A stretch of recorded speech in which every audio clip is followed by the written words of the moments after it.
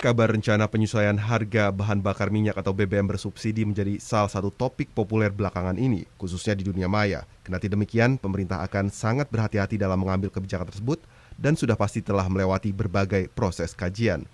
Dalam sebuah wawancara di stasiun televisi, pengamat hukum Kapitra Ampera mengatakan bahwa subsidi BBM sudah membengkak dari Rp502 triliun menjadi Rp658 triliun, sehingga hampir Rp1.400 triliun APBN digunakan untuk subsidi. Di sisi lain, subsidi yang tadinya dicanangkan 1,5 juta per kiloliter dalam sebulan, sekarang membengkak 2,5 juta. 80% subsidi dinikmati oleh orang-orang mampu, bukan masyarakat yang memerlukan. Kapitra mendesak agar situasi ini segera dievaluasi, karena jika tidak, maka Indonesia akan terjebak dalam turbulensi ekonomi dan politik.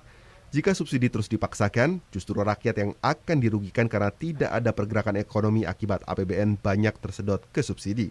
Justru dengan adanya kenaikan harga BBM, inflasi dapat teratasi karena ada pendapatan baru. Jadi kenaikan harga BBM ini bertujuan untuk menyelamatkan rakyat agar defisit negara teratasi dengan catatan ada penyekatan yang ketat. Dikabarkan bahwa BBM jenis Pertalite akan disesuaikan menjadi Rp10.000 per liter.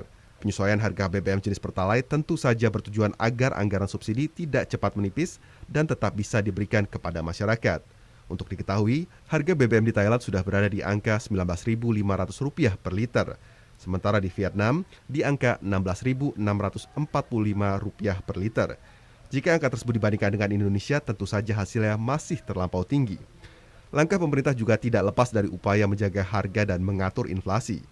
Penyesuaian harga Pertalite menjadi Rp10.000 per liter merupakan hal yang wajar dan masih sangat murah apabila dibandingkan dengan negara-negara lain. Untuk BBM, Indonesia telah berupaya menahan harga BBM agar tidak meningkat sebagaimana yang terjadi di negara-negara lain. Hal tersebut karena pemerintah terus memberikan subsidi melalui APBN agar harga yang dikenakan ke masyarakat tidak meningkat.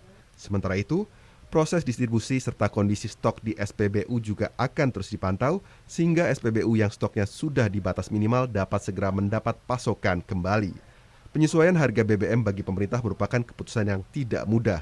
Meski demikian, upaya ini tidak akan membuat inflasi di Indonesia melonjak tinggi. Para ekonom meyakinkan bahwa kenaikan harga BBM seperti solar dan Pertalite hanya menyumbang kenaikan inflasi di bawah 1%. Tingginya harga minyak mentah dunia tentu saja menjadi beban bagi APBN, terlebih jika harga BBM tidak disesuaikan. Di samping itu, nilai keekonomian dengan harga yang ditetapkan pemerintah saat ini sudah sangat tinggi. Jika dibiarkan, tentu saja APBN akan terganggu di mana hal ini juga tidak sehat bagi perekonomian negara Indonesia. Berbagai proses kajian telah dilalui oleh pemerintah, sehingga rencana kenaikan harga BBM bersubsidi sudah dilakukan dengan perhitungan yang cermat. Karena bagaimanapun, subsidi terus-menerus dalam kondisi seperti ini juga tidak baik, terlebih beban APBN kita akan semakin berat.